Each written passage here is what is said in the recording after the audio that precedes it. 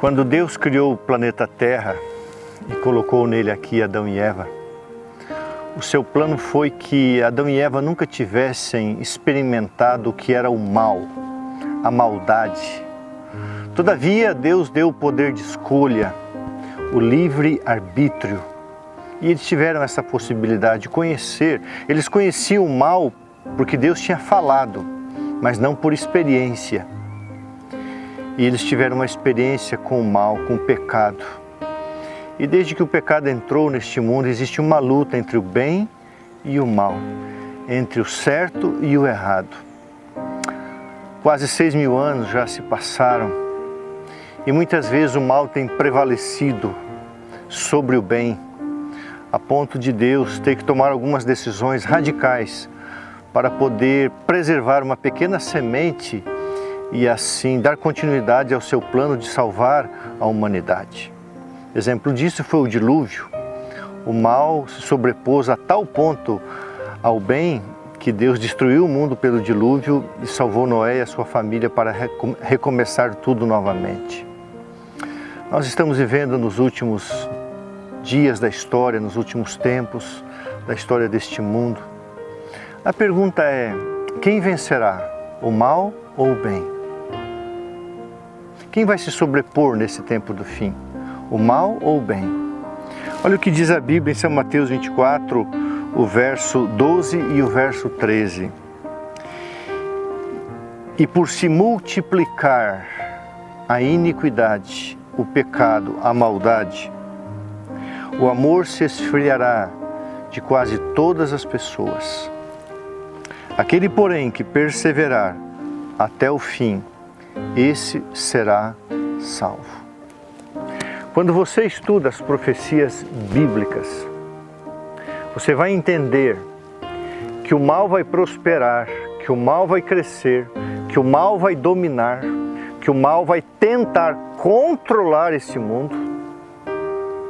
Então Deus vai intervir e vai salvar o remanescente, um pequeno grupo que vai perseverar em fazer o bem, mas não será a maioria.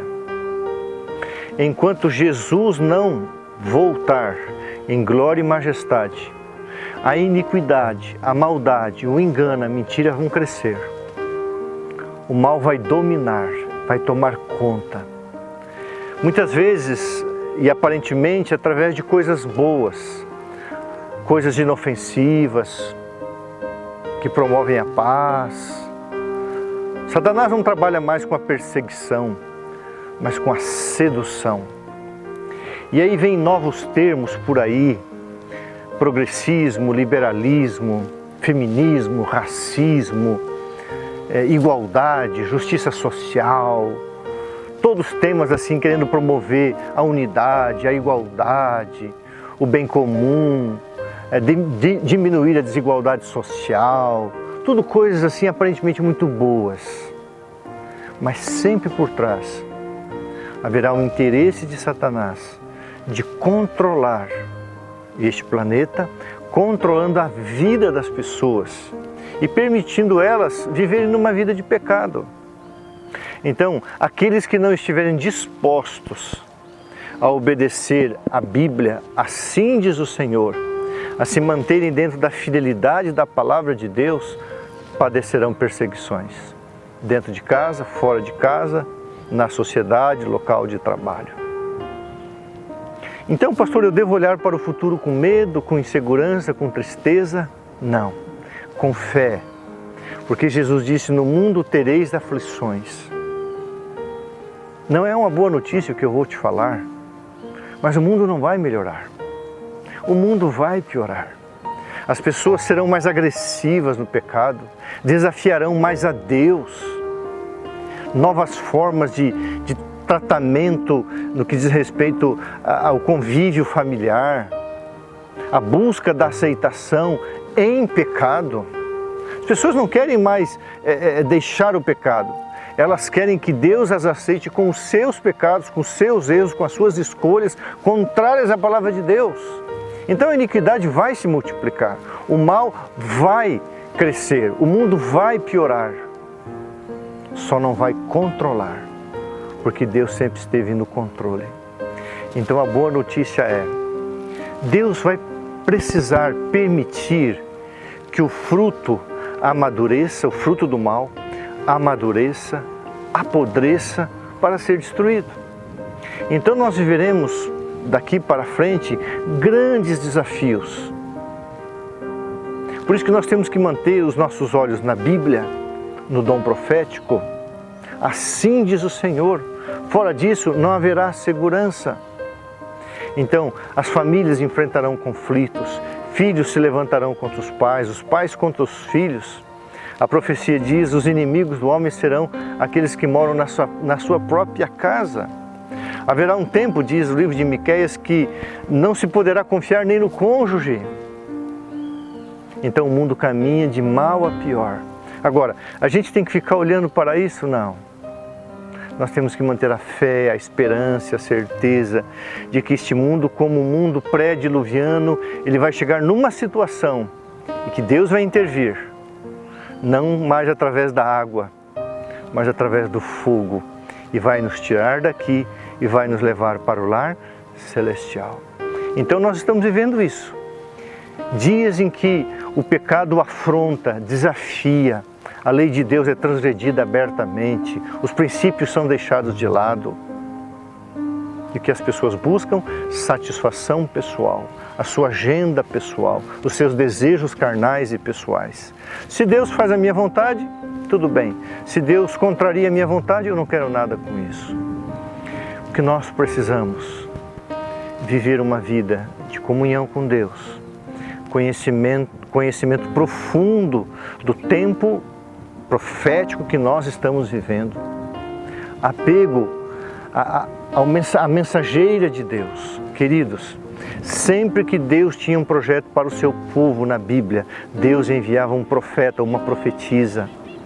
E nesse tempo do fim, Deus mandou uma mensageira para orientar o seu povo junto com a Bíblia, para atravessarmos esse deserto no tempo do fim. Precisamos desse apego, precisamos das nossas convicções bíblicas profundas, saber não apenas por que acreditamos, mas o efeito que isso tem na nossa vida. Orar, testemunhar, viver uma vida religiosa verdadeira, porque tudo está sendo abalado e o que puder ruir e cair, vai ruir e vai cair. Mas a Bíblia diz, aquele que perseverar até o fim, esse será salvo. Sabe o que me preocupa? Sempre foram poucas pessoas que se salvaram em meio às crises. Deus sempre teve um resto, um restante ou um remanescente. A palavra de Deus diz em São João 10,16, eu tenho muitas ovelhas que não são deste aprisco, da verdade. A mim me convém conduzi-las, então haverá um só rebanho e um só pastor. Queira Jesus que você e eu já estejamos neste aprisco, nesta verdade, porque Deus tem fiéis em todas as denominações e logo haverá uma divisão. O povo estará no vale para decidir e a grande divisão será entre a vontade de Deus, que é a lei de Deus, ou a vontade do homem, as leis humanas. E nós começamos a ver, já muito tempo atrás, um discurso humanista, progressista, liberalista, parecendo agregador, parecendo amoroso, mas quando você coloca frente à palavra de Deus, você vê que não são verdades. Deus ama o pecador, mas Deus quer transformar e salvar o pecador, porque Deus odeia o pecado. Então nós devemos aceitar a todos, que todos somos pecadores, mas permitir que também as pessoas conheçam que em Jesus nós somos novas criaturas e quem não nascer da água e do Espírito não herdará o reino dos céus. Que Deus abençoe a sua fé, que Deus abençoe a sua caminhada com Jesus. Lembre-se de São Mateus, o mal vai se multiplicar, o mundo vai piorar, mas não vai dominar, porque Deus está no controle. E estamos chegando no momento em que a taça da iniquidade está se enchendo e logo vai transbordar. E Deus não suportará mais tamanha iniquidade, mais tamanha sodomia. e Deus intervirá pela última vez na história deste mundo de pecado, para tirar os seus filhos dessa Sodoma, dessa Gomorra, desse mundo pré-diluviano, e nos levar para a glória celestial. Então, mais fé, mais oração, mais comunhão, mais conhecimento de Deus e da palavra de Deus, e mais fortalecimento nos princípios que nos sustentarão. Que Deus abençoe a sua perseverança e a sua caminhada com Jesus. Um grande abraço, fica com Deus.